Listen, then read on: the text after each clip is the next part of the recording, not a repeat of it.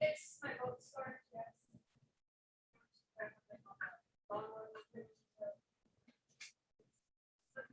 Water.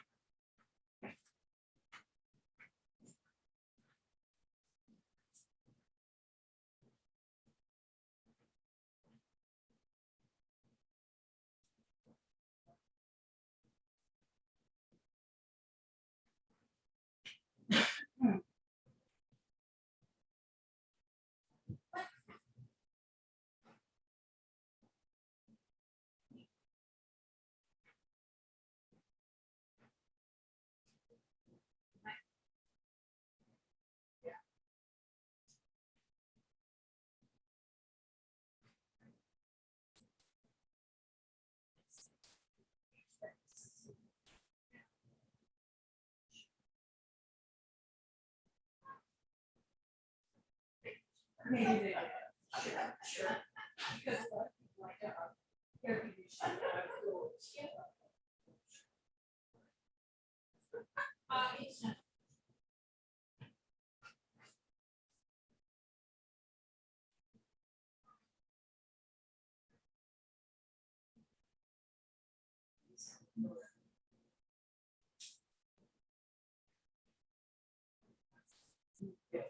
What's up?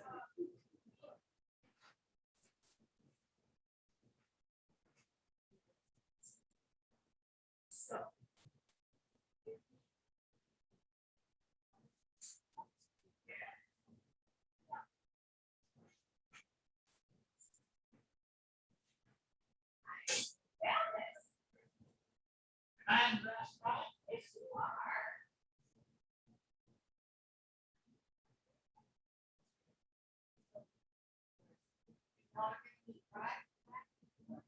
That way, straight into that door. I don't know.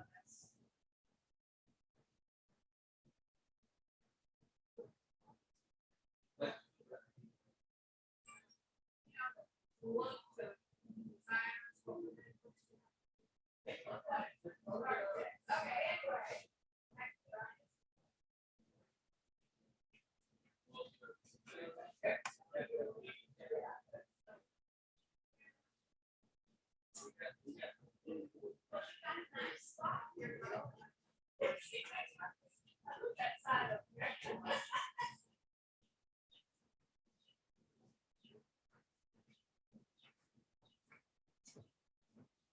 So how you been doing, so? Doing good, doing good. We got, I guess we're live already. I guess you get that thing. I'm doing okay. Did, you can have a seat anywhere. Doing okay. Got through the season. Okay. You know, and, I heard you had a brush up in Colorado. And, Well, made it through. I'm glad. we go to, we go to Springs in the summer. Yeah, yeah, that's a And, beautiful I was place. up there for a week, 10 days, and came down from COVID. They shipped me, they didn't give me a choice, they shipped me to Colorado Springs. Yeah. How are you doing? Gentlemen, Hey, what do you say, young man? you use that pretty loosely. Good to see you. Good to be You here. recovered from that stinky old thing? I am Sir? still weak. I Oh, went good. fishing this morning and I barely got the boat cleaned up. Well, I'm glad to see you doing a hell of a lot better anyway.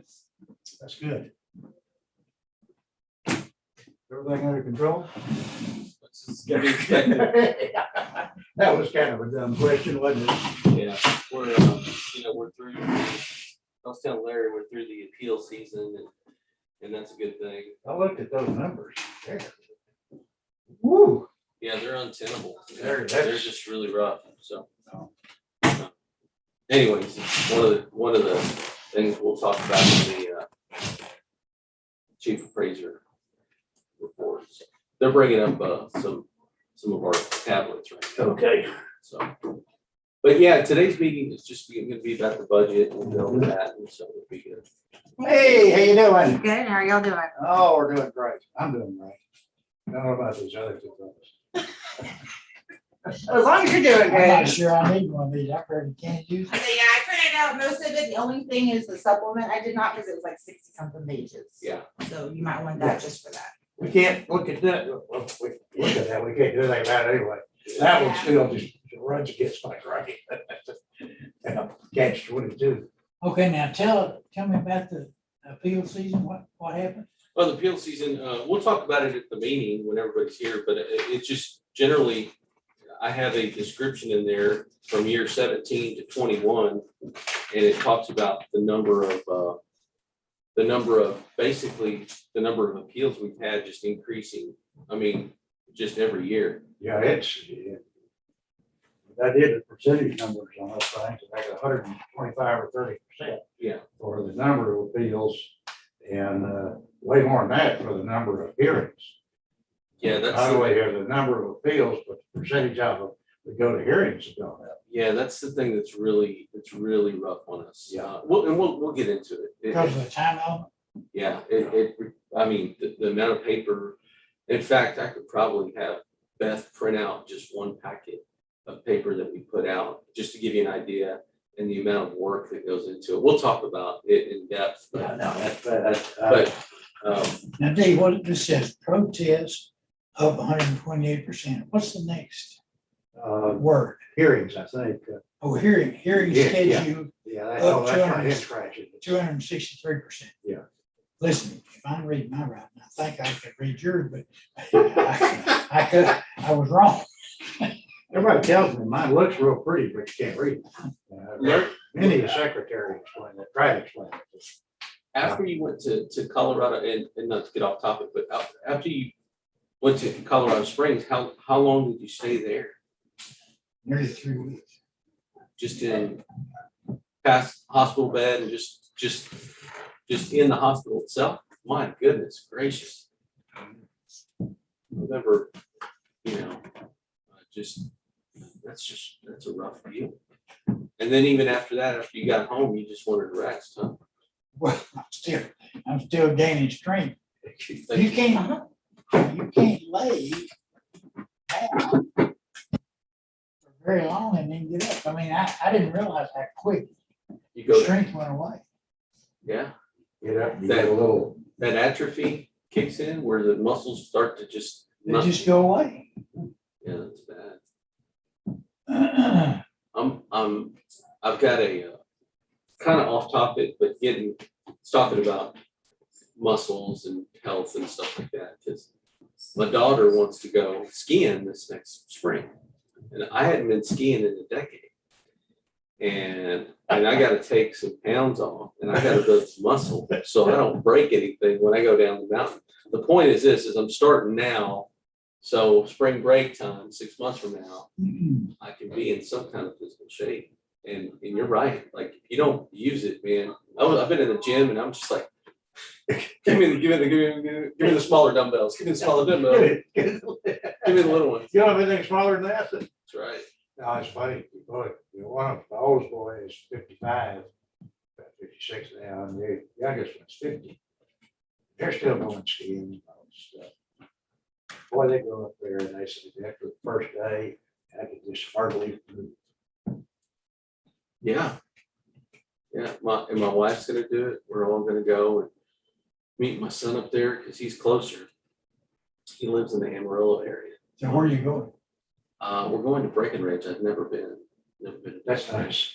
That's nice. I've I've never never been like that. Most of my skiing's been northern New Mexico, Taos, Red Well, the River, good thing about Angel Fire. You ski Taos, You got several I different ski. slopes to go to. Taos is, But now, Breckenridge is, I think, 9,500 feet. When you get to Breckenridge, you're gonna have to acclimate. That's right. well, Taos is actually, his Taos is more than that. It starts about 10,000, I think. It goes way up. Yeah, every time we go, we have to acclimate, the few times I've been running around with, so about this time last year, I went with my son and one of his friends, and we went hiking over in Colorado, central Colorado. And went to Mount Evans, Arapahoe National Forest. We started off in Colorado Springs, did the red rocks. No, they're called painted rocks. What are they called? Enchanted rocks? What are they called? Something like that. It's something like that. You know what I'm talking about. It's the red rocks that are painted beautiful.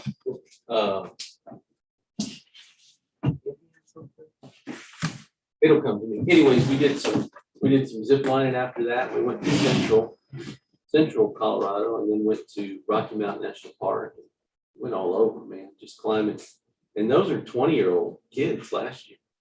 And I kept up with them. So I wore them out, you know, because I get invigorated by going on mountains. I love it. I absolutely love it. So yeah. Garden of the Gods.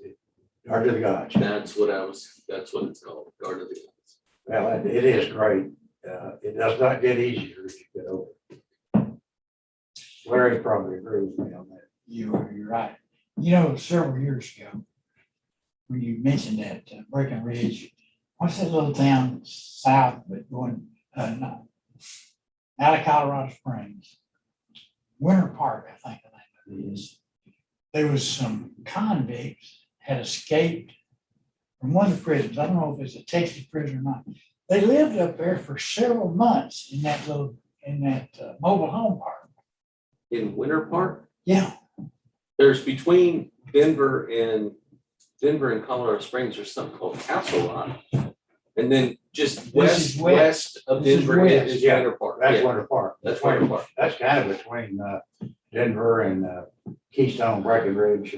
Yeah, that's right. yeah. So was that 70? It's like, now 70's north of Winter Park. It's a, It may be 80.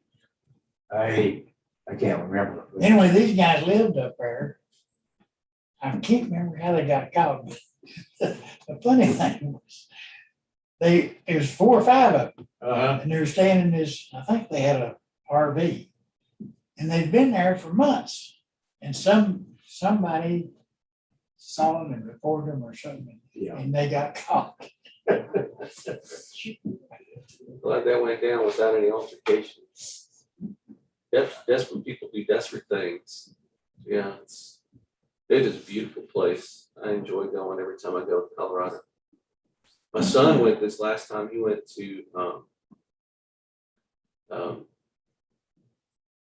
so Pagosa Springs is where Wolf Creek is, right? Just east of there, just northeast. Yeah, that's northeast. And so pretty good. he skied that this last cycle. He really enjoyed that. He skied this last winter. He skied Breckenridge and Wolf Creek, and he enjoyed both of those immensely. And he had been skiing with us to Angel Fire before, but so we're all going as a family. We got a whole bunch of stuff. My daughter's a senior this year. She made All-American again, cheerleader, Right. and so she's She'll cheering. be in some kind of shape then. Yeah, she is. Yeah, in fact, she and I go together. She and I work out together, Mhm. and it's good. You know, she keeps me. Come on, let's go. I am going. What do you mean? How many more? Come on, old man. You know, when you change that elevation, one time I went to Wyoming elk hunting, and I rode this horse. I said, I can't ride this horse anymore. I got out and walked back 10 feet, moved back on that. Horse is looking pretty good, yeah. I was gonna say, oh man, yeah, you pop up there from the flatlands. and People can get really have some bad reaction sometimes later. You know, particularly if they think they're 10 foot tall and bulletproof. I had a friend come visit me in Breckenridge when someone sat up there. And that night, he came that morning, he said, we're leaving. He said, I think this is a big one. I said, Tony, I said, if you'll just stay, I said, just relax. No, he said, I'm going down. I'm headed back. There's some people, I know people that have told me that some people, they get dizzy and they get real sick. I mean, they can't take that reduced oxygen. It affects different people differently. I mean, everybody has some, acclimatization issues. Just breathing, but some people get physically sick. My wife has a little bit of tendency to do that. We used to go to Taos every summer, spend anywhere from, You mean sick of her stomach being? her stomach gets upset, she gets a headache, Headache. and gets Yeah. feeling lousy, and, I don't enjoy it. You gotta make sure there's candy. They deserve better than just a leftover ARB candy. Funniest thing, They've gone through that pretty good.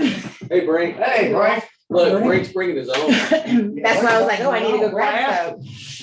He's like, where's the candy? Bud. How are you doing, sir? I'm good, thank you. Larry talking about that altitude, you know, George. A number of years ago, we were up at Taos in the summer. We were involved with Young Life, so we got an invitation. Young Life came up a lot of us. And George Day came up 2 or 3 days with us, and we drove up there and did that. While we were there, the ladies had to go shopping in art galleries. Well, so there's a place up north of Taos, you go up towards Cuesta, cut over, and it's called the Wild River Nature Area. It's where the New Mexico Red River and the Rio Grande come together. And there's a campground up on this plateau, and there's about a trail down the river. It's not far. It's about 800 feet in elevation. It's a pretty steep trail. Of course, I've been up there for a month or something. World George has been up there about 2 or 3 times. So let's go try that and think about it. That was, George was way better shape than he is now. And he's pretty tough operator. He finally said, damn, he really killed me. I'd like to go back to that again. I think I can do that. What's going on with Young Life? Anything? Not here. They, Did it collapse here? yeah, pretty much. That's too bad. Hard to get the younger parents involved. And once I was, we're done, we didn't have any kids at school, so I never had kids at school here. Just got tired. I used to Couldn't like, keep a leader. yeah, I used to like Young Life. Pat and I used to be pretty reasonable supporters of it and so Mhm. forth. Man, I can't remember, 4 or 5 years ago. So I volunteered to be on the board if they needed it. Mhm. And I used to enjoy doing the Young Life golf tournament, you know? Yeah. And I'm not sure what happened, but I was told that they were looking for younger people to be on the board, and I get that, I understand it. I wanted to help with the Hey, Golf. Travis. the golf. Hello. game. And I showed up, they told us that they didn't need me. And I stopped getting invitations and I stopped getting emails from them, just that, it doesn't hurt my feelings, but it's like, what is going on? It's kind of clear, and they had a real problem. Leaders here, we turn them over about every 18 months to 2 years. So you bring some. Rockport's one of those places, you gotta be coming here to get here. Often, single, young people, male or female, come in here, didn't have much of a peer group. Yeah. And if they wanted to make a career in life, just like the Army, Exxon, some of those things. You want to advance, you gotta move. Well, Casey Prescott was the last one I remember. And I remember the year before I left, the 2 years before that, we were rated $50,000-$60,000 a year for Young Life. It just kind of, it's like, what happened? It's kind of, everybody gave out about the same time. Must have been. Must have been. It was. Well, that's too bad because it's a good program. It is. It's a wonderful Yeah, program. there's plenty of need for it in Rockport. It's a wonderful. Yeah.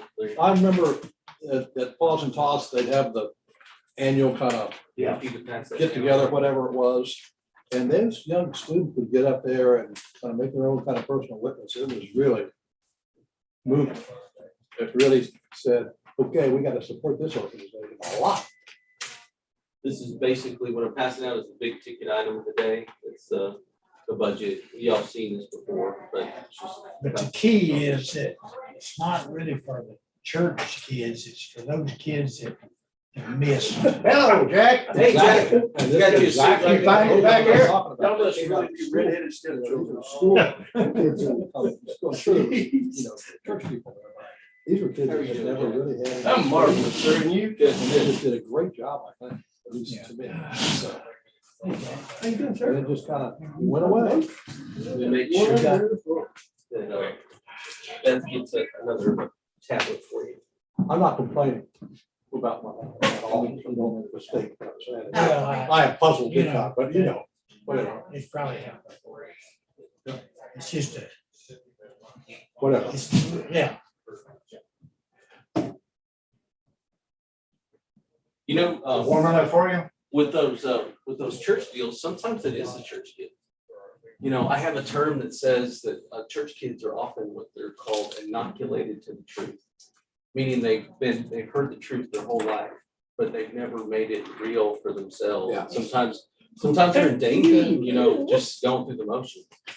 And they see, like you said, non-church kids have a real meeting, you know, a real revival. And they're like, what am I missing here? You know, so it's pretty interesting stuff. Everybody has copies? You do. You have copies? Well, get everything I need to print, so. Okay. Thank you so much. You need a tablet or After that one, probably. Gotta turn this on. no? If it was on when I gave it to you. Yeah, but you don't understand. If you hand me a computer, if I touch it, if I come in proximity to Oh, it, okay. it will misbehave. That's the way they Kinda like I remember Kryptonite that. with Superman, huh? That's Superman. Yeah. Kryptonite. Yeah. This one has, it's got the stuff on it too. It should. Okay, according to my watch. It was it's off. 2 Is it o'clock. off? 2 o'clock on the wall, so we'll go on my watch. Let's call this to order. Get me, just make sure nobody's online. Okay, check that out.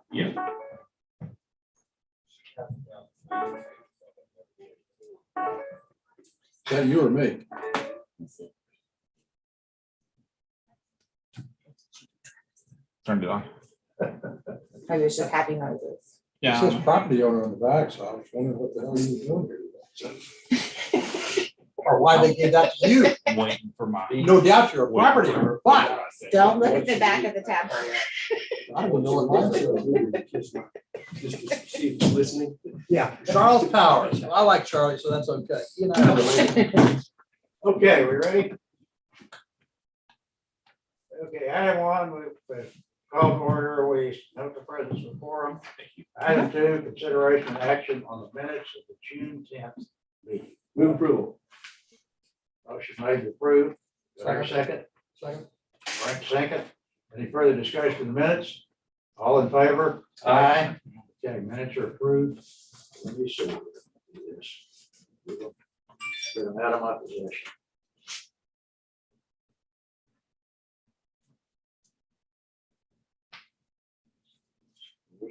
31.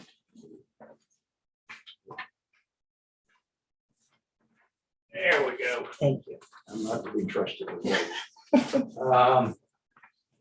Item three, citizens to be heard. Do we don't have any in the room? We don't have any out here that have asked to be there. And Amen, do we have any online? No. Or Okay. Seeing no citizens to be heard, we'll move on to item four, public hearing on the proposed 2022 budget. This would be this piece of paper, right, Michael? Yes, there's a two pager here. But it's a public hearing, so we're gonna actually present this, and since you just indicated there's no public to give comments, then we can move into the next phase. But these are the two documents, which is the 2022 proposed budget Excel spreadsheet with the total expense of 1.129862 million. That's the total expense at the bottom. The back page has the salary breakdown that's indicated, that's integral and a part of the personnel services located at the bottom, near the bottom of this page. Again, this is something that's familiar to you because the last time we met, you proposed this budget to the entities on June 10th. This is probably the second time we've had a chance to look at this and comment. Right, first meeting was probably 10 days before Mhm. the June 10th meeting, somewhere thereabouts. You went through all the question and answer kind of things, and then on June 10th, we had a meeting. Then this board then proposed that to the entities. The entities have had no comment to my knowledge, and therefore now it's back to you. We're in the public hearing portion of the 2020 budget, and as Eamon indicated, there's nobody online, and we don't have any citizens in the building to render a public comment, so we can. Just a second, though. Eamon says there's nobody online watching. There's nobody online signed up to comment. Both either. Okay. Either Because otherwise I would say that you should probably hit the high points. What's the difference in revenue and expenditure so that covers your public comment, but nobody's here to listen. Yes, the difference in total expense from 21 to 22 is, in 21, we had 1.081 million. This year we have 1.129 million and change. That was delineated, also to actually in an error of transmissibility, to be transparent. This was also posted in the paper. It was published at the county courthouse that we were having a public hearing today in relation to this budget, as we do every year. Okay. You need to dismiss the public hearing. Sorry, Mr. President. Let's formally close the public hearing and move on to it will be item 5, consideration and possible action on the 22 budget.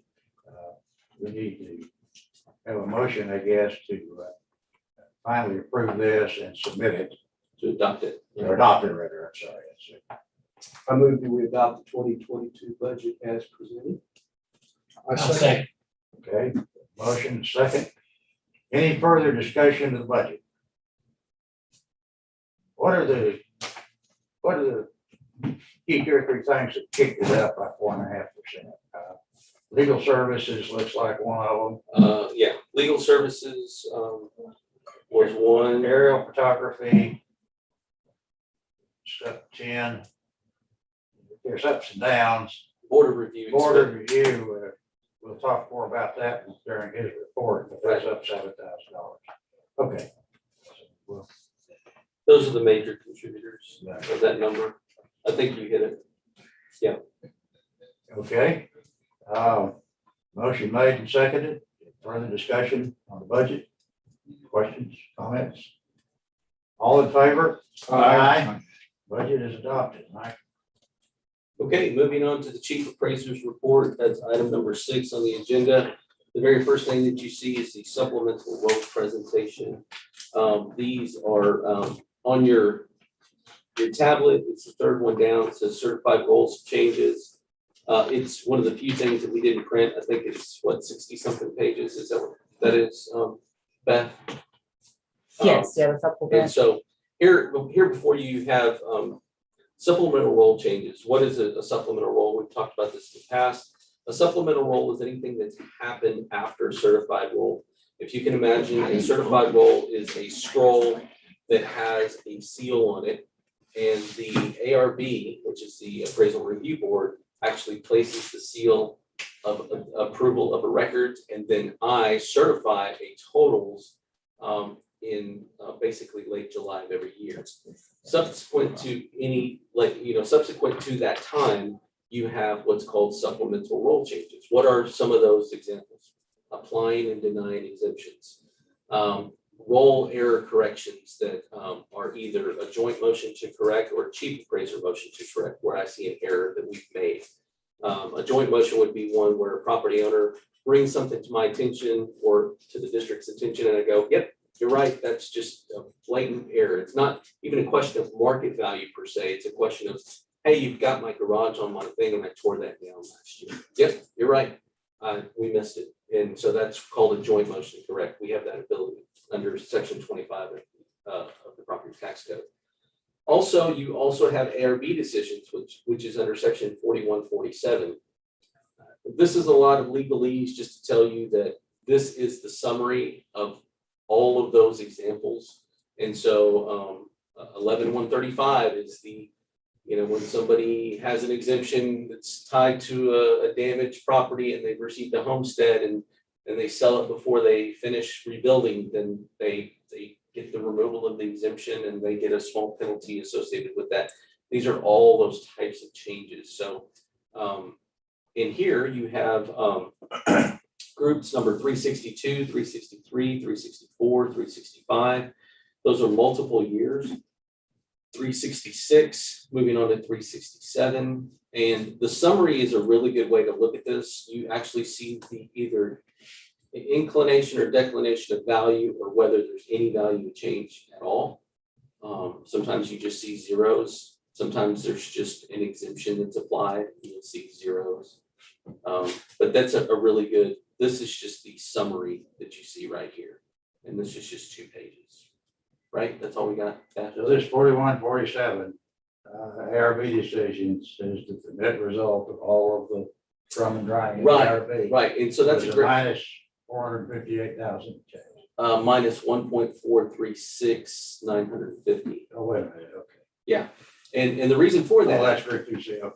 Yeah, in 21, so we certified on July 20th, I think this year. So everything from July 20th through last Thursday, Beth? Last Thursday? Yeah, Thursday was. Was kind of the protest.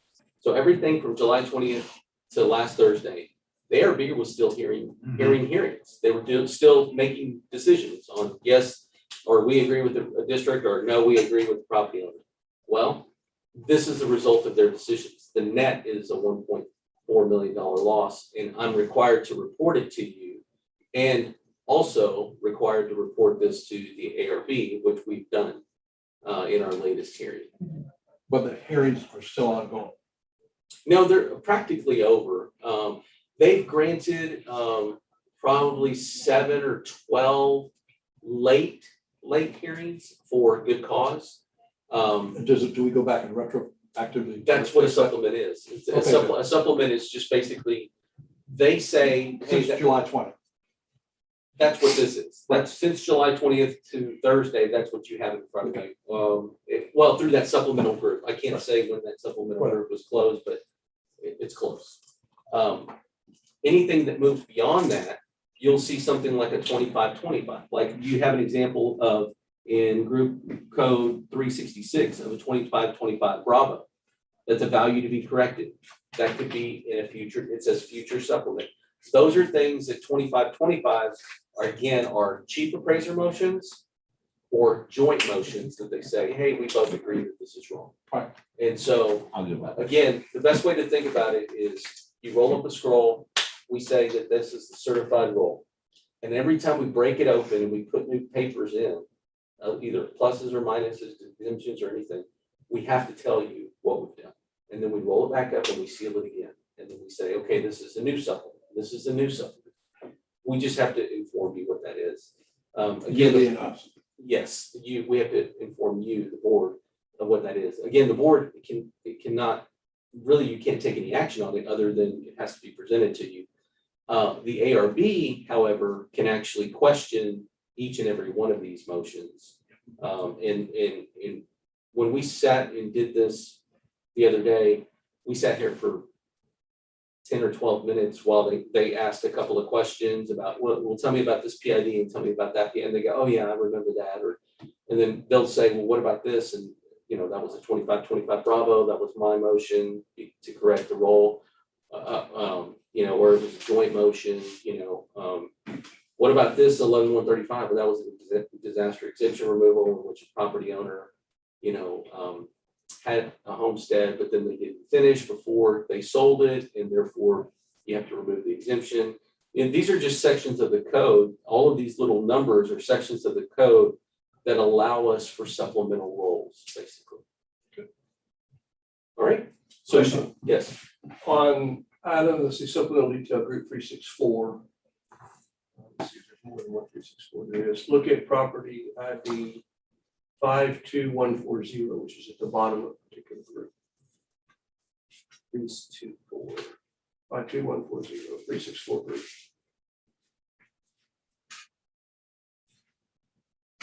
Maybe I'm looking at it different. Well, I just scrolled down a couple of pages here. I'll try to. Are you on the detail? the supplemental Yeah, detail? I'm not on the detail one. Hang on, let me get on the detail. I'm just curious as to what circumstance the property would be listed as confidential. I'm not asking what's behind it, but what would cause it to be listed as confidential. Yeah, and instead of a person's name listed, it has to be listed as confidential if they fall under the confidentiality rule as it relates to either judges, police officers, military personnel, those types of victim of family violence, Okay. probation officer, those kinds of things. And there's something in the tax code that they have to actually file a paper with me that says, I want confidentiality. And here's my checkbox and here's my license that says I'm one of these people. Okay. And then I apply it confidentially, and then it goes throughout the entire system. So if that property changes hands, it'll go from confidential to Mr. Smith, let's say. One question on a slightly different angle. What was the total difference in assessed property value year on year? I'd have to look, I don't have that right in front of me, but I I wanted to say that we were up approximately 12%. 12%. Yeah, I think that was the total market value number at notice time, at notice time. And notice time before protest. I think so, yeah. Mhm. And we did lose, I mean, we lost value. I think I did this the other day. And we're about to get to this in the number of protests that we have. But just to give you an idea, we have approximately 29,000 parcels. This year, we had by far the largest number of protests in my history that I've ever remembered at 2,225, 2225, which represents about 8%, something like that, of the entire parcel count. Which means that 92% of the people that get our notice, they look at our notice and they go, yep, that's about right. Oh, And then it goes into the circular filing cabinet. But having said that, 8% still represents a large amount of people. So we're going to get into that. But in answer to your question, I think it was about 12% is what I remember we were up at notice time. That's increases in value of existing property plus new properties. That is correct. That was the summation of the whole. I do have that record somewhere, since obviously we're in a different place since the time of the flood. No, that's Yeah. fine. So you're comment about the number of protests. The largest number that I remember is 1,800 and something, which was in 07 or 08. You recall, that's when the West Coast to the East Coast went through the roof. And all these developers suddenly looked down here and said, oh, waterfront property, dirt cheap. Was it 1031 exchanges or whatever that went through the roof, that kind of thing? Yeah, probably, yeah. And they came down here and started buying up under all the property, which forced the land costs way up. And people went into orbit. 1031 exchanges were not a blessing for this county and a lot of others. That's probably right. I hadn't thought about that, but that was the biggest protest year we had seen at that time. That was, I think, 07 or 08. Yeah, I remember something like You were here, I think. 16. Yeah, I was. I remember like 1650 or something like that. We were wiped out at that time. And we're gonna get into that in just. You just thought it was, okay, shoot, let you go on with. No, I just, part of it is a supplemental role presentation. After I get through with my entire report, you can make a motion on just saying that you heard my report. Some of the other things that we have are just moving on to the financials. The financials are just the year to year or the year to date financials. You'll see that as a document listed as January through July. And you'll note that I always do, let's see, January through July. I didn't do my little thing at the top, my little, all the numbers are there except the percentage at the top is not correct. I'll tell you, yeah, because it still says January, April. Says January, April, Yeah, but- 33%. Took me a minute to figure out Yeah, that. but January through July, I will tell you that that does not represent 33%. No. It's, yeah, 7/12. Yeah, 7/12. And those are the numbers though, per the financials that have been given. Mhm. So basically, we're, we would have spent, what is the total expense is 688,000 out of the 1.081 million that we're currently budgeted for the 21 year. We've also collected on the right-hand side, you can see our collections, how much we've collected. Most people have paid pretty much, we're still getting we'll still get the last quarter payment. 25%. Yeah, the last quarter payment. Those are paying quarterly. Okay. You have any questions? You probably already explained, IT replacement is double why. T replacement, let's see.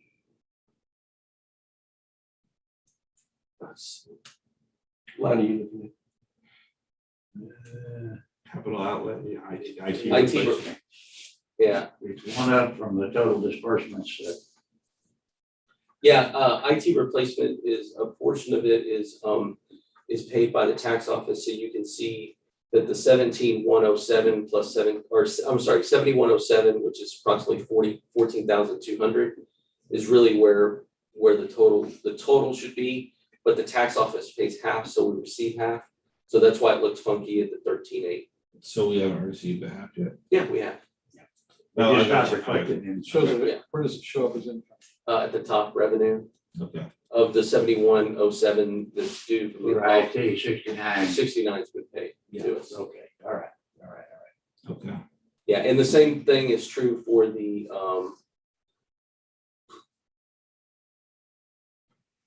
same thing is true for the data processing. We get paid a portion of that by the time. And you've talked about this before too, but please refresh me, aerial photography. Aerial photography, yes. Remember, last year, we didn't get, or we failed to pay timely. And so it's two things together. We had the funds in 20, and we paid it in late December, but they didn't post it until January. There you go. And so it's essentially we're paid on time. If you look at the number, which is 34,000, it's roughly double. Yes, that. no, I noticed that. Okay. All right, so moving on from financials, And I got one more question, sorry. sure. Legal services, I think that's just due to, that's true. That's truly up, right? I mean, legal services, we've just gone over budget, correct? We've gone over budget. We've talked about this a lot of times. What's What hard, do you expect for the rest of the year? Do you expect there to be more from here until the budget year? yeah, we spend a little bit of Calendar. time. Yeah, we spend a little bit of time on it, and I'm trying to remember as I'm saying this out loud. We spent a little bit of time on either the last hearing, the last meeting, or the one before Yeah. that, where I broke it down. Mhm. And the reality is that it's hard for you as a board to try to look in the future and say, okay, you're sitting in May or June of a certain year and trying to get around to 18 months in the future. And then you don't know who's going to sue or not sue. And that is directly related to market values as they relate to a person's ability to say, I think you're wrong. And they have an exercised right to actually sue the district. So these increases, we decided when we looked at, I know some of it, we use legal services for our own purposes, for the board, for other stuff, but the increase is due to. It was like 60-40 split, I think, if I remember right. Okay. Without looking at the stuff, I couldn't tell you. Have But we used a lot more for administration? I mean, we've been redoing the building, we've done stuff like that. So I mean, I would assume that we've had some. it's more, Or is it's more questions that come up as a result of, questions as a result of not only litigation, but legislative changes that may occur.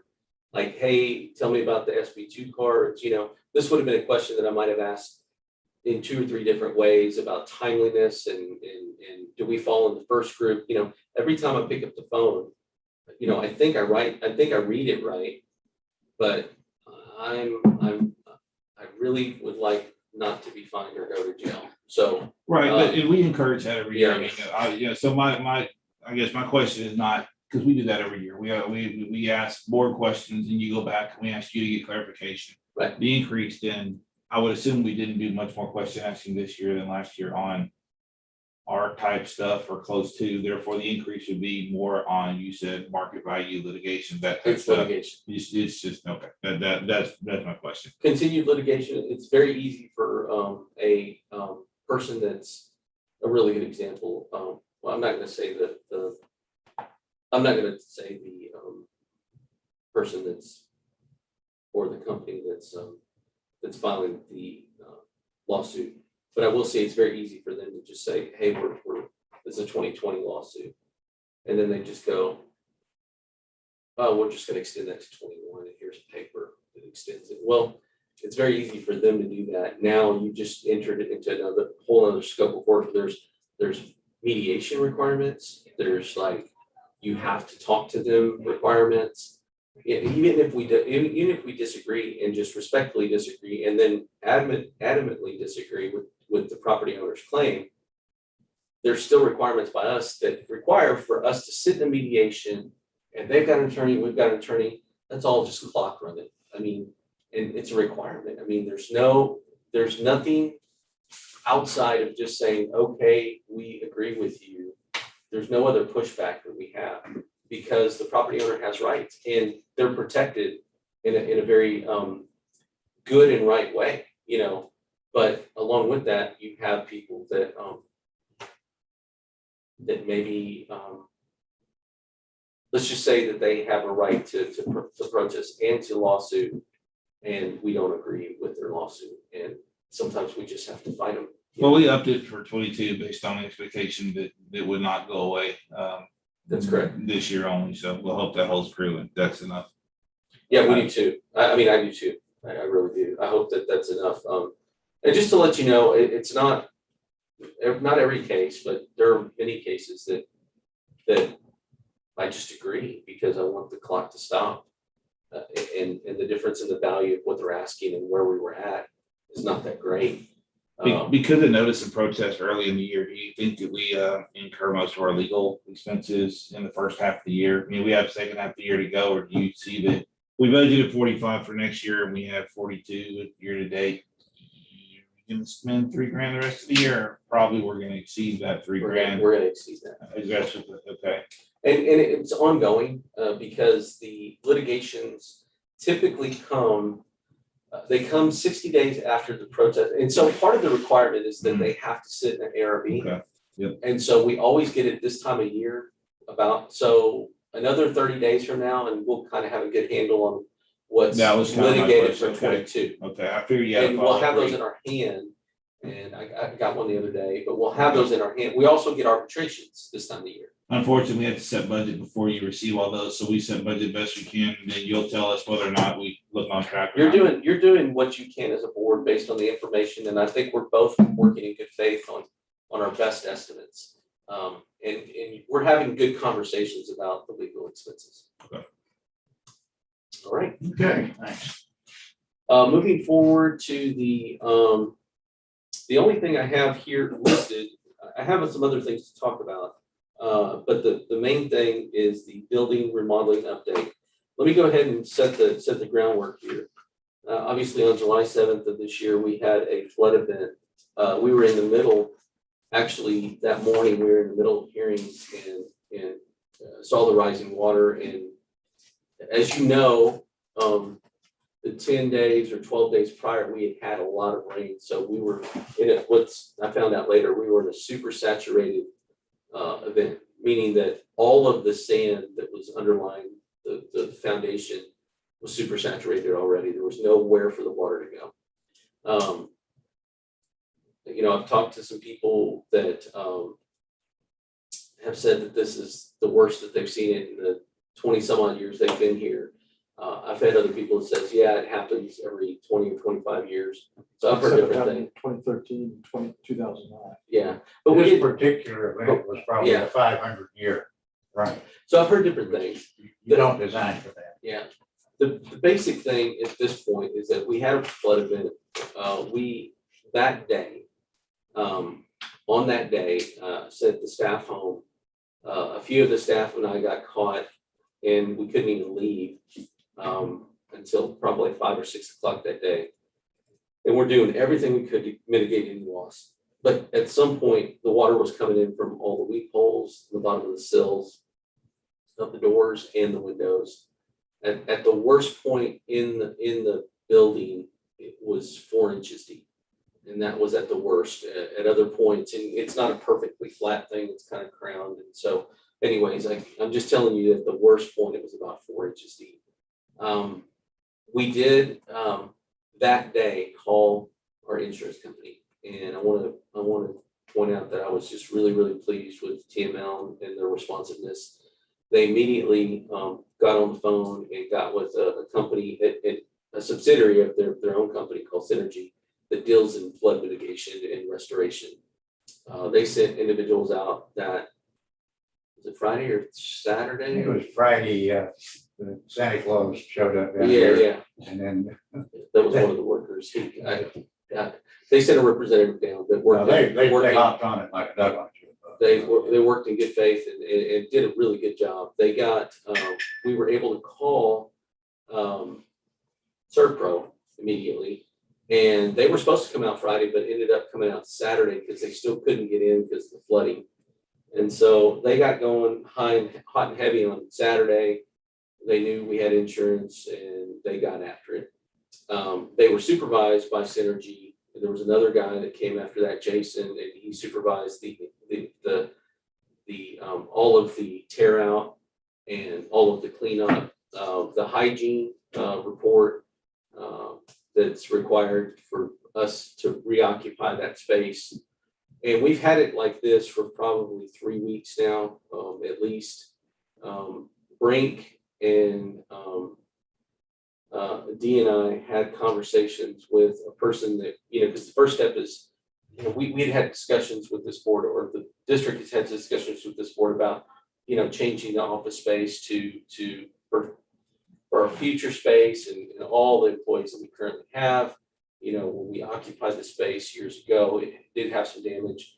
This board authorized a roof repair that we were able to do. The bid package itself is convoluted and very difficult to write. I think you can remember how arduous that whole process was.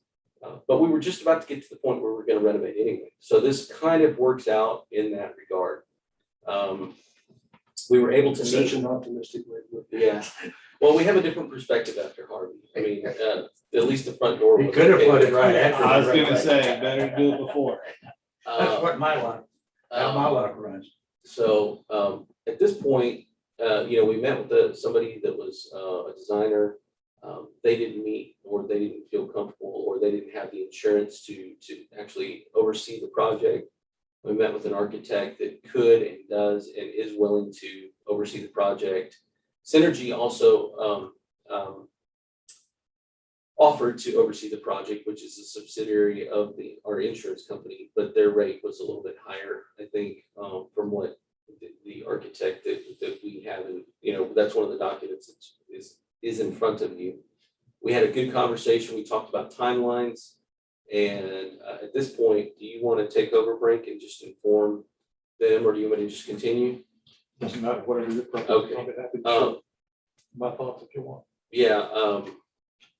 Yeah, go ahead and take over and tell them what you think at this point. Okay, so it's been several years that we've been anticipating the need to do the changes that we made. For a variety of good reasons, we've not been able to do that, or we've chosen not to be able to do that. I think about a year ago, we began to look for local commercial designers. We were not successful in finding anybody that we wanted to work with, and also had the capability to meet ADA rules and so forth and so on. We finally found a young woman who we met with. She seemed like it'd be a perfect fit. for us and for her. She realized then that she hadn't renewed her insurance that allowed coverage for commercial projects. So she suggested a architectural firm in Corpus Christi, where she had worked with one of the architects there in the past in Austin or San Antonio. I can't remember which it was. So very frankly, I was a little skeptical about getting together with an architect. I mean, we would, I mean, it's like, you know, their fees are substantially higher in, I believe, not that I have any expertise in the area. But we called and talked to them on the phone. We decided to go ahead and meet with the firm. It wasn't the person that Stephanie had recommended to us. He was an employee, so the John Dykema, who is one of the principals at Dykema Architects, came over. We had a good meeting with him, and we were still a little, you know, hesitant to understand, you know, how much it's going to cost and so forth, because, you know, you can use a designer for, you know, probably 25% of what you would use an architect for. I would guess. I'm not an expert in that, but this John Dykema got back to us within a day or two with a proposal that for us to consider that touched all the key bases, including a mitigation for the flood in the future, which I think is something we need to pay attention to. So we've got the proposal. I think everybody's had a chance to look at what he sent in. Some of the things that I think we need to pay attention to is his fee is $22,000, which is probably twice what we would pay a designer. But it also includes some oversight from a bidding standpoint and from a construction standpoint that I think we ought to take that into account. His estimate for the total amount of work was a lot less than I thought it was going to be. I had no basis for that except my personal experiences. I'm always way low personally in thinking what the cost is going to be as such. And the thing that Mike and I talked to him about was a way to mitigate flooding. And I'm going to use the word passive mitigation. And by that, I mean, you don't have to realize the building's going to flood and somebody has to race over to close this or do this or stack sandbags and so forth and so on. So his suggestion was, let's just put a dike up around the outside of the building that's up against the building that we can make it 18 or 20 inches high. They make something called waterproof doors. I don't know technically what they are, but they're supposed to really work. And there's some other things that we can think about doing in that regard. So as I look at this proposal, I'm pretty favorably inclined towards it. One of the reasons I'm favorably inclined towards it is we don't really see any viable alternatives of other designers or architects. And his pricing is not out of sight, out of reach. We had a good first, I think, discussion and impression with him. I was very reserved on our first meeting, very first part of the meeting. And as he was talking, I was becoming more and more convinced that like, this is exactly the whole idea that he can run the whole bid package, meaning he can not only design the office space and design the passive mitigation for future flooding events, but he can also write the bid in such a way that the successful bidder fulfills all those elements, and then he provides oversight for that construction event, which those two last things are huge. I think you've heard me echo many times, I don't want to write another bid package and I don't want to oversee a construction thing. I just want to say, this is the space I need, go get them, boys. That's really what I want to happen. And one thing that the board needs to be aware of today is that this is the first discussion. There's nothing on the agenda for any action item today. This is just like the first, hey, this is something that's happened between now and last meeting.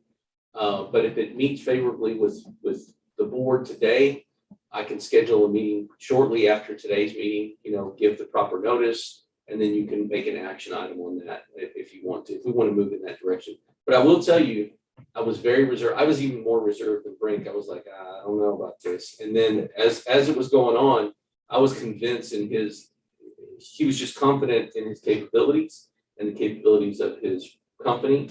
And the fact that he could describe it in such a way that said, yeah, we can take it all the way from the bid package and provide oversight. And I was like, big check. In my mind, he was checking some boxes, and I was very impressed.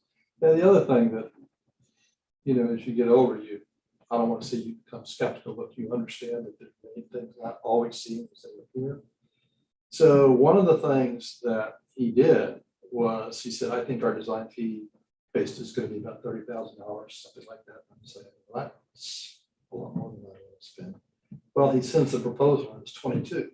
So instead of flinching at 22, I'm going, hooray, it's not 30.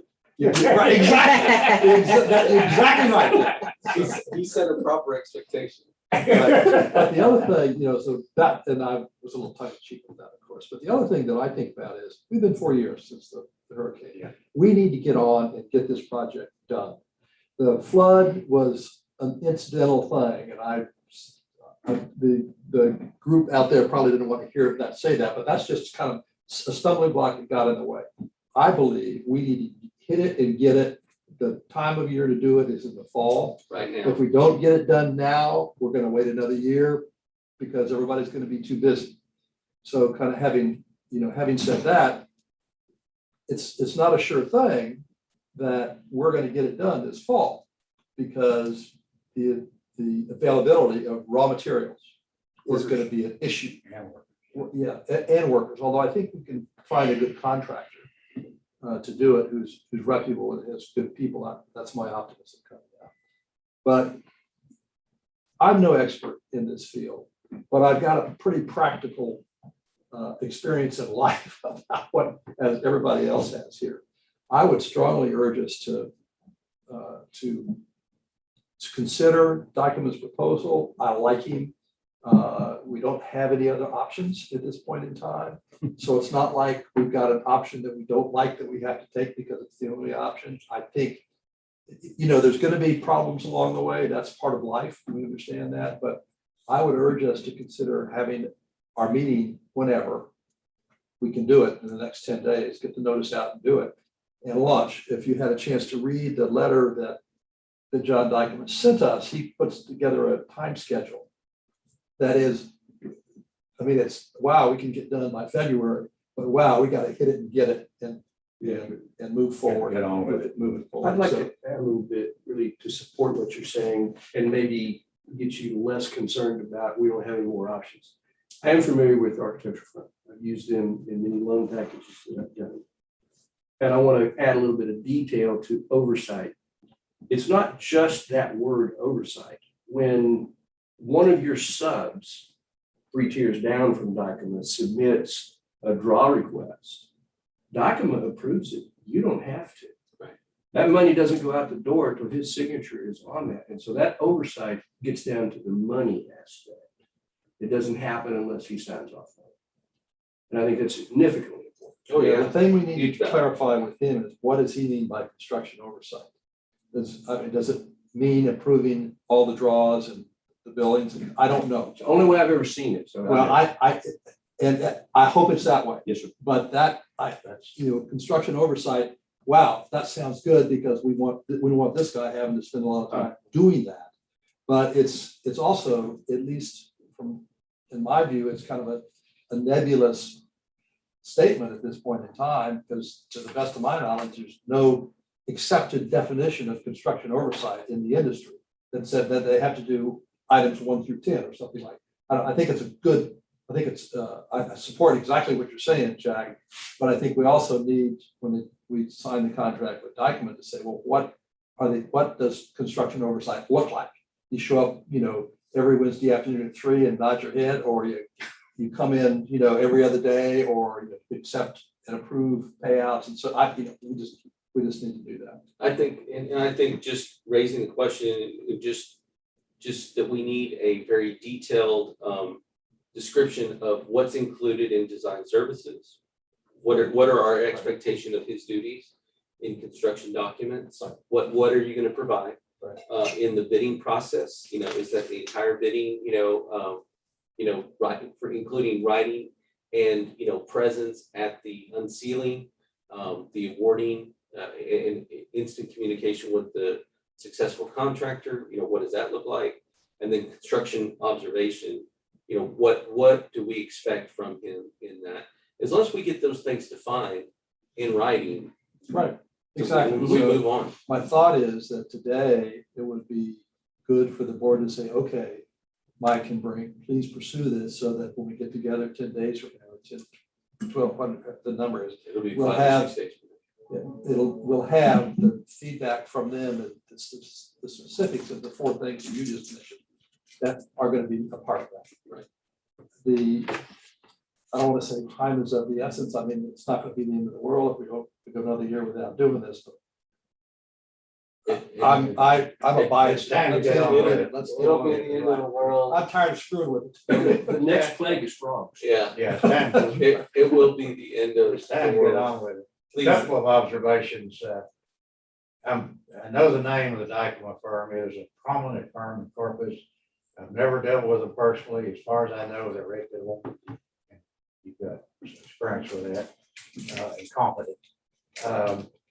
They're bid of 22,000 for design services, construction documents, bidding, supervising the bidding, and construction observation.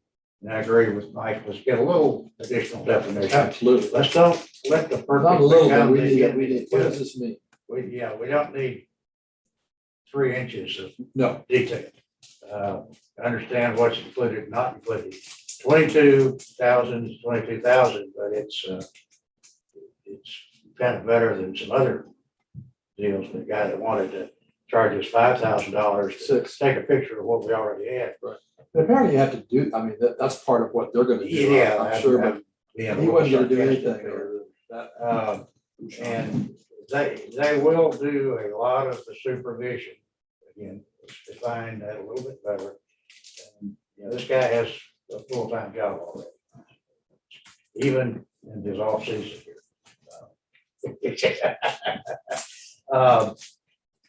The guy was estimate, and it was only an estimate. The whole shebang costed about 250,000 plus the 22. That's 270. We have about 370 remaining from our insurance and the sale of the 601 South Church property. So we got the money to cover the estimate on paper and actually to take care of some land gap if that comes along.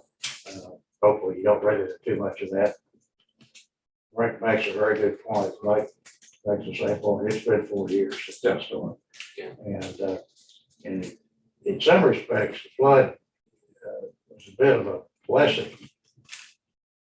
How long did it take to get these 3 trailers out here and operating?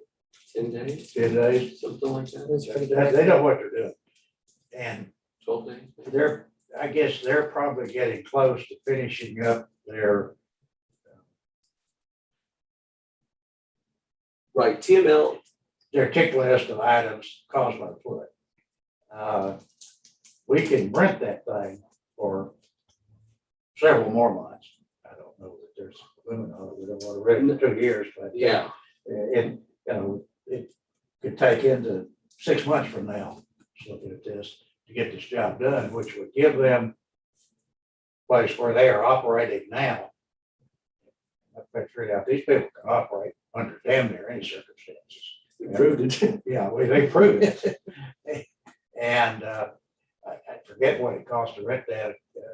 this facility, I think it's about 3,400 a month or something like that. Somewhere around 4,000. But let's say we get 3 or 4 months, it is in essence a blessing that we're able to operate and not be in the construction while we're doing it. That'll make it a lot easier. That's another plus. And we've been talking about this a long time.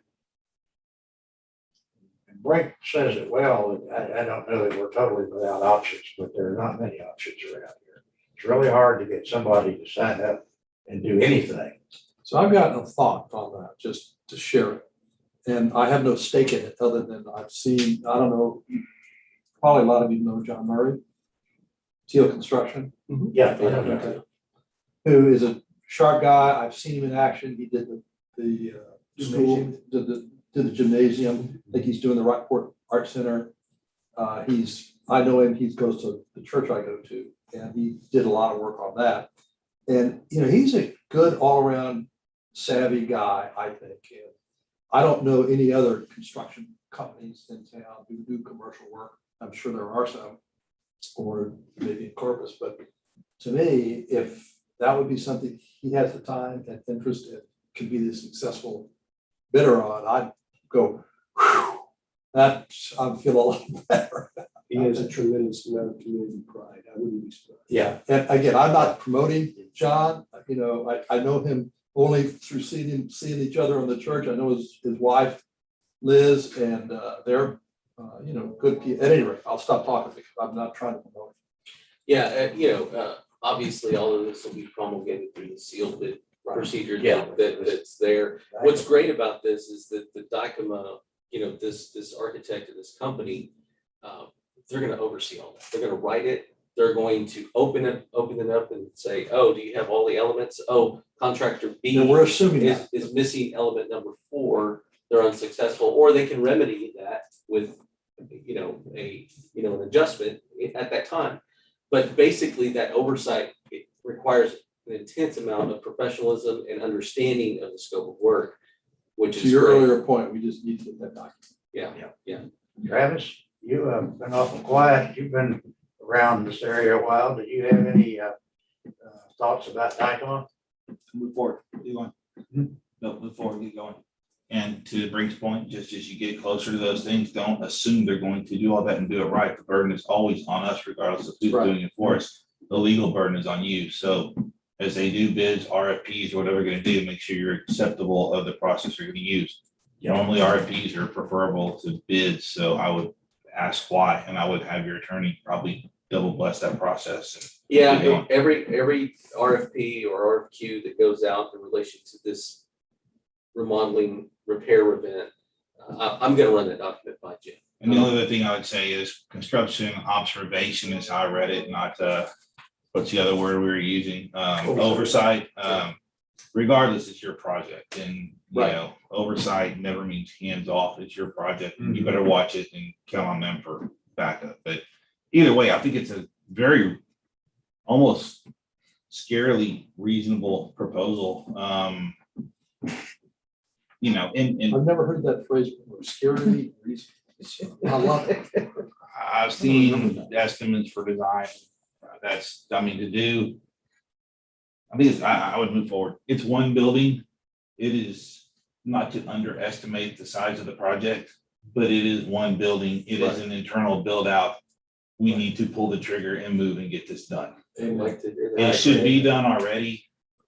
The flood is a blessing the way this is working out, but I promise you, time is of the essence. And this building's a good example. TML gonna pay, they're not gonna pay for it forever. So That's correct. get moving. So with that sentiment, and if the board is in, you know, kind of agreement, I will schedule another board meeting within 7 days of now, or let's say 10 days from now, and I will inform you what that day is. In the meantime, Brink and I will reach out to detail all of those individual items so that we have a very good, robust understanding of the scope of work that the architectural firm will provide for the district. And at which point, there will be an actionable item on an agenda that the board can then act on in the next 17 days. Let me ask this question. At this point, and we can have more discussion after this. Does anybody have any objection to what Michael has said? Let them go forward, pursue this, get together. We're not gonna make any commitments. No, I understand. But I think what we need to talk to John about is, John, you said you're gonna do these 4 things. Please help us understand the detail and the deliverables behind those items, rather than us trying to say, here's the deliverables. You follow what I'm saying? Yeah. Let him, he's in that business. Let him tell you. Any assistance they're providing, in my opinion, for the prices they're doing, take it, understand it, and move on down the road. The only other thing I would say is, I would ask, it says construction, the design. I don't know if y'all already have a design that he's looked at and approved. I would just question, what if you go, I have seen where two people's idea of what it should look like don't necessarily align perfectly, and it goes back and forth 15 million times until the final design. Make sure that there is no limit to the times that they're willing to make changes, things of that nature, drafts, and is that all inclusive if we tinker for 6 months? Or I think the way he's presented it here, but we'll probably have a conversation. I'm sure it's with him. reasonable and has something in there. That's the only thing. Yeah, I think that one of the things on our side, this is not a complicated project. No, it's not. I mean, it's taking an existing building and putting in a dozen offices Mhm. and support rooms, so it doesn't look, This is not a. we're not building a Nuclear factory reactor to or- make chips. I would move forward. I just, the only place that I see where I've seen this before, where the price starts to change is when, oh, I need a little change. Well, Right. that wasn't anywhere close to what I asked you for. Well, that's exactly what I thought you asked me for. Well, I need you to go ahead and fix this. And now you made changes. Well, mine, and so I would clarify that's the only point I make. Yeah. And your next step process before we vote.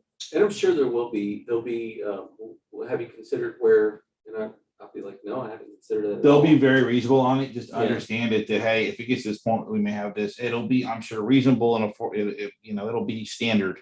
The only Whatever thing it that is. I've heard, that if I sound like I know what I'm talking about, I'm a fool, but the only thing that I've heard that is gonna be different than the plumbing and the electrical and so forth is the appropriate cabling for supporting our computer systems. To have that built in the walls and so forth and so on, because that's, I'm not familiar with that at all, but it's not. Duct tape and wire looks normal. Yeah, exactly, right. Hey, That's not what. You know, It's What- easy to move I around didn't too. see that And back when water comes up. what we've accommodated in the past is not how we'd like to operate in the future. So we're just making it work. We're doing the best we can. So Okay, so Mike and I'll get on top of that and have the answers to those questions from John, and I'm being presumptuous, but he got this first proposal in a day, which really got my attention. yeah, he did. And From the time that we met with him, we had this a day later. Yeah, or less than a day later. Well, yeah, that's toward the point that this is not a very complex. I was gonna say, I think that's the deep point of. Bring, one of the things He to feels bring pretty up in good. your conversation with John is what type of contract the construction company will make. The only thing I have any familiarity with in this community is construction manager at risk, which puts those limitations that you have the greatest concern about. It puts that responsibility on a construction manager. That means he's going to bid a little higher because he has to eat whatever that is, but you have a finite number to your Yes. notes. Yeah, I'd like that. We need to have that conversation so that he writes the bid package in such a way that it's inclusive of that language. right, exactly. Good. Great Right. job. Moving on to that point, so the next question would be, do we have the funds to do this? This document right here, this, I think it's called renovation money, maybe on this thing, it's called renovation money. This is just a little something we put together of our insurance money that we had, the purchase of the building, the leftover that we have. Over the years, you had in your most recent, there was minutes associated with this on April 6th. That there was like 135, of which there was 85,350 that this board allocated, allocated the unassigned funds. So if you add the 290,774 plus the 85,350, that's 376,000 and change that we have to put towards this project. So we do have the funds to be able to move forward and still have a lot of breathing room. Yeah, 100,000 for scripts. Yeah. Well, yeah, but just be careful, Let's not put that in the minutes. No, no, Yeah. let's. But we also do have the most recent flood event. Gonna say, you have some flood money. Yeah, we coming have in. some flood. We haven't completed that because there's been some personal property things that we've lost. So that is not completely closed, but the last time I talked with her, I want to say it was north of 70 just for what they have. that if they were just to put it back, they would, I think it would be like 70 or 80,000. So again, that gives us a little bit of comfort that we're about $100,000 north of where they think we're gonna come in at, and then there's another 70 there. Again, I've said this before in many other meetings, that my idea is let's get all that work done, let's get it done in such a way that we have a building that we can, that can be sustainable for the next 20 years, you know, do some flood mitigation, some reasonable flood mitigation, and then we can hand back the excess funds to all the entities after we're done with it. I want to see that back in those doors. That just sounds fascinating. Well, you know, we told him we wanted that included. And it wasn't like, gee, I've got this idea that I hadn't thought about before. It's like, he talked about it, Mike, as if that was, oh yeah, we could do that. And, well, you know, so if we come to the door, we're gonna have to raise the windows up because they're, you know, then we're gonna come to the door and it has to butt into the thing. You talked I about said- passive stuff too, where is little as just like redoing the bottom 3 feet of the building or something like that, and then doing a sealant like that's actually like that they use in the shipping industry or something like that is what he said. Moving up the weep holes for that, and then moving the windows as high as that is, like the 3 feet elevation. So he talked about passive mitigation as well. You know, that South Texas, Central and South Texas, the only place I've ever been on the face of the earth where weep holes are built into brick structures. They're just not done north of here. Why? Condensation, it's condensation differential. Like it doesn't have that condensation differential in Dallas? I don't know. That's interesting. I didn't know they didn't do it No north. answer to that question. The only other thing I had to talk about, and it's not necessarily on the report, like a sub thing, but wanted to talk a little bit about we have an employee that's and we've talked about this, we have an employee that's retiring at the end of this year. And want to talk about the timeliness of pulling on somebody to replace that person. We'll know a little bit better in October, so I might have an idea when, like in October, when I should post for that. Who is it? Well, we don't know yet. I have to post it. And I have to- No. Who's the person here? Oh, Donna Plummer, she's retiring. And Okay. so she's a front office staff member that's been with us I've been here for 15, so she's been here for like 17 or 18 years. Well, I've been here for 16, so she's been here for like 19 Well, whatever. years. It's not. Yeah, she's retiring. And so we'll need to replace her. And so we want to bring somebody on. In the budget for the 22 cycle, you know, we obviously have that accounted for because she's a long-term longevity member, you know, the salary actually goes down. Having said that, I'd like the board to consider, you know, me bringing on somebody maybe an extra 2 months in advance of her retirement to transition for the things that she does on a constant day-to-day basis. And so maybe at the next meeting, I can have that as an actual item for you to consider. I just wanted to put it out there. So I can't help but have a comment if you don't mind. So her Sure. role is more clerical. It's clear, yeah, Right. the role of the incoming person would be a clerical role. Right. So a 2-month overlap makes no sense to me at all. And I don't say that, if you got an appraiser who's gonna come in, you've got to have them overlap and train to find the area. That's good, but so that's my 2 cents. Okay. It's clerical in nature, front office staff in nature, Right. but she also handles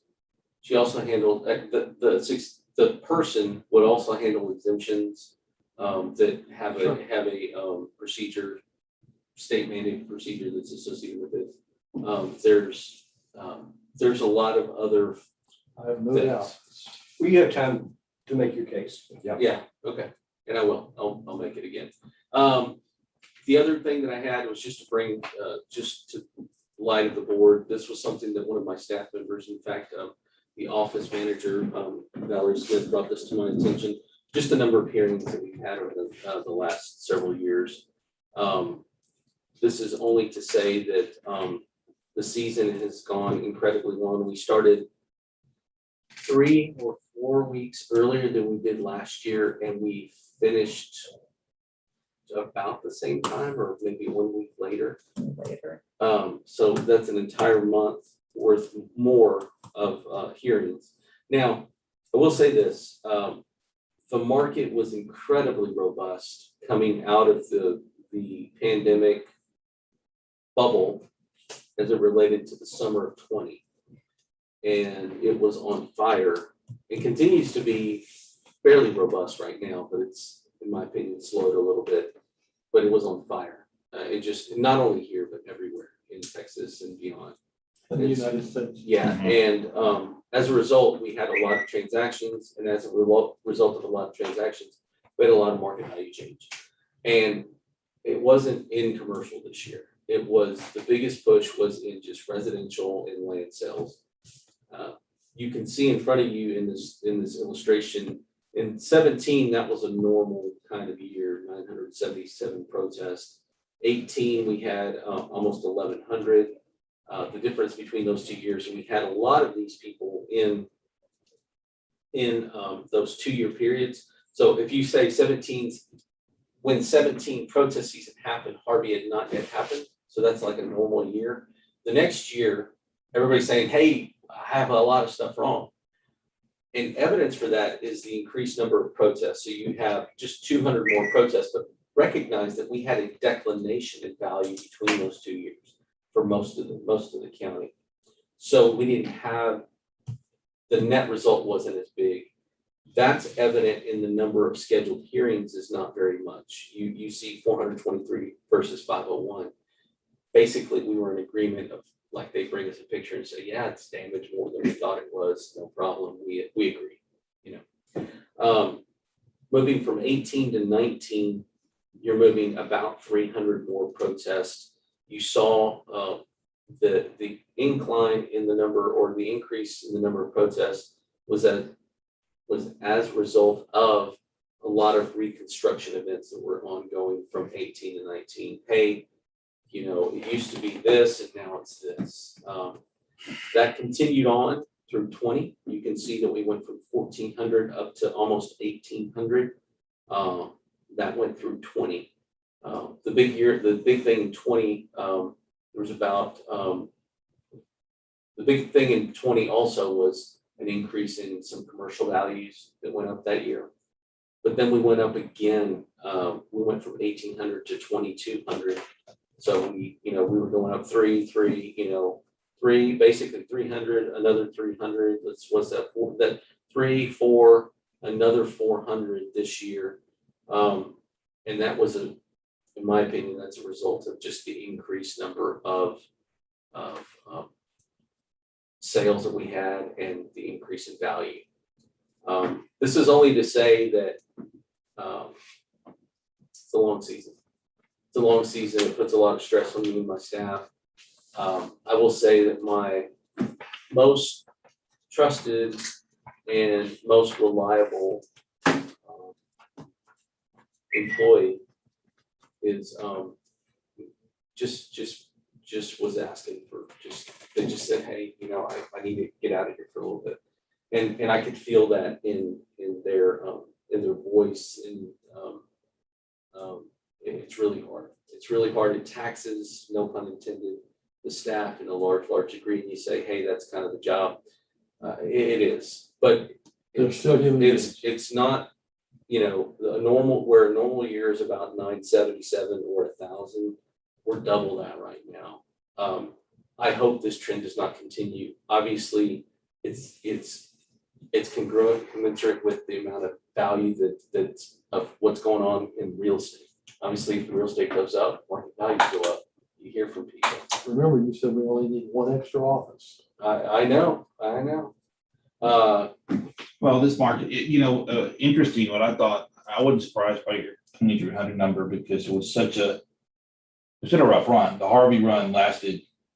There's still some Harvey going on. I mean, you got the construction stuff still going on. You ran through 20, but you had a giant jump in. The market went nuts at the end of Harvey, which was a bonus. 70% though of the protest scheduled for hearing, that's what stuck out to me. So, It's- not only did your numbers go up, but that's a pretty dramatic increase when you go back over the years. So Well- that combined with the increased numbers is. Yeah, and that's a great point. We looked at this, myself and Val and Beth talked about this, and Ray talked about like the number of protests versus the number of hearings. What's changed? Well, representation for agents have changed. Meaning you have many more agents that are in representing property owners. Now, that's not necessarily a bad thing. I mean, agents are there for proper representation, but some of them, let's just say, they're not interested in any kind of, they're not interested in like, okay, so let me see your evidence for 20 accounts. Okay, here's our evidence. And on 4 of them, we're telling you, we the district are telling you, the agents, that we believe that the market value should be lowered based on our value defense methodology that we have. We should be able to sign off on those. Great. So we sign off on the 4. Well, what about these 16? Well, we're not going to agree on those. But we have good evidence. And we'll tell the agent we have good evidence. Yeah, those just need to go here. Well, yeah, they just need to go here. The reality is they have to go to hearing for them to be able to have the opportunity for arbitration and a lawsuit, which is exactly what you've got going on in your fingers. And so ultimately what that's done, over, at least a 3-year period, it's doubled, from 1,100 to 2,200, it's doubled the amount of protests that we have. But the amount of hearings that we've had has tripled in that time. Yeah. And I'm telling you, it's unsustainable. If I'm hoping that we go back down to a level of 1,800 next year, but we won't know that number until we're sitting in August of 22. And I'm telling you that the budget is always due by this board in June of 22, which is right kind of early in the beginning of the season. So we don't know. I do know that representation by agents has gone up. There was a lot of market value change. So maybe the number goes down or stays equal. I just know that the number of agent representation has pushed that number. At least half of this number is represented just by agents just saying, hey, we can't sign off on this because we need the right to arbitrate or sue later.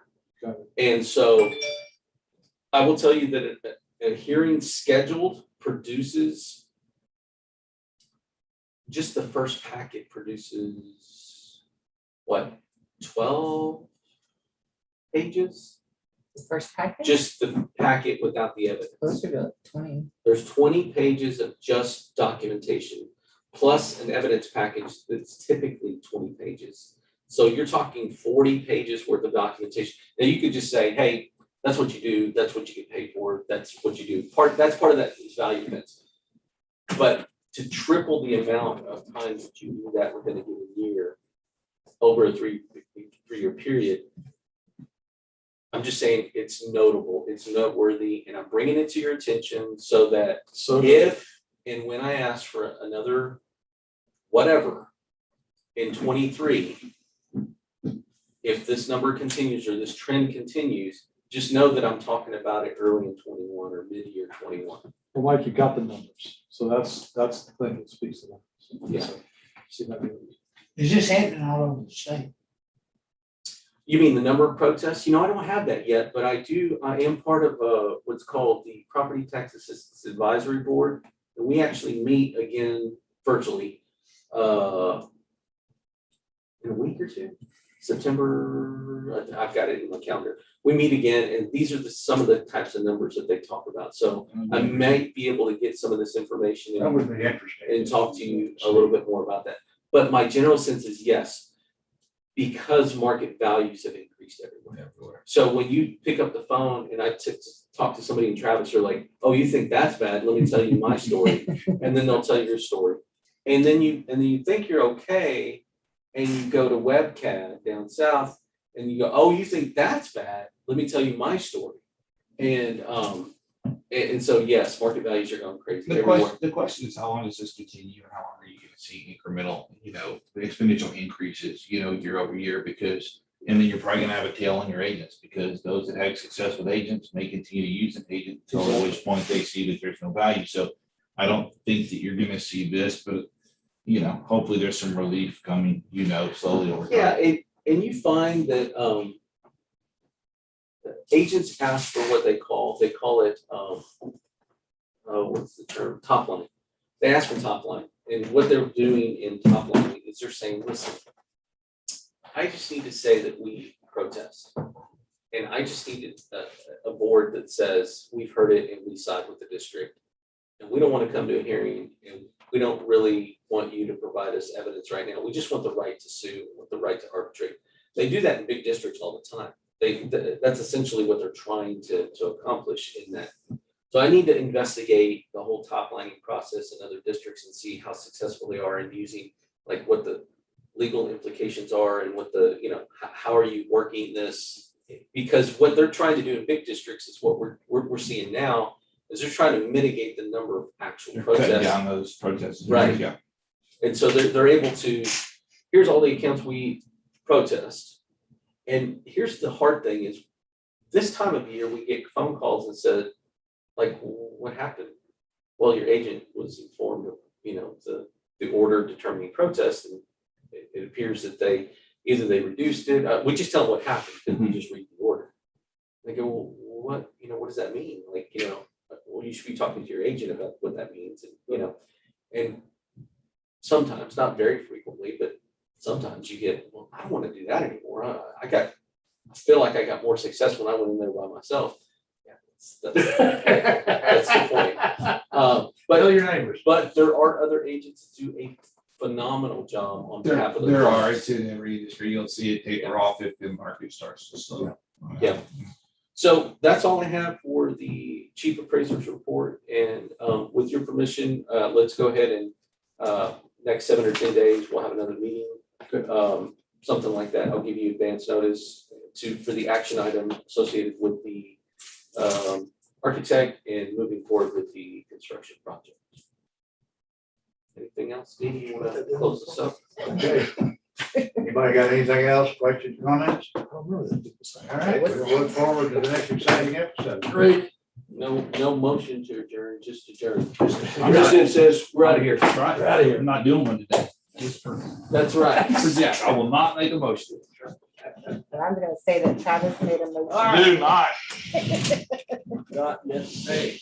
I bring that up every meeting I go to now. It's just amazing how many are. All people get. They look at me. Not required. I can go ahead and turn it off. Boss. Yeah, please turn that off. I'm curious. Oh, I think Anna was watching. Yeah, don't turn me off. Design. Get her out of here. I have no idea. I know. Well, she can't get a word in edgewise anyway. I'm curious about that. Yeah. Right. I don't see how. Been worried about it. And I don't either.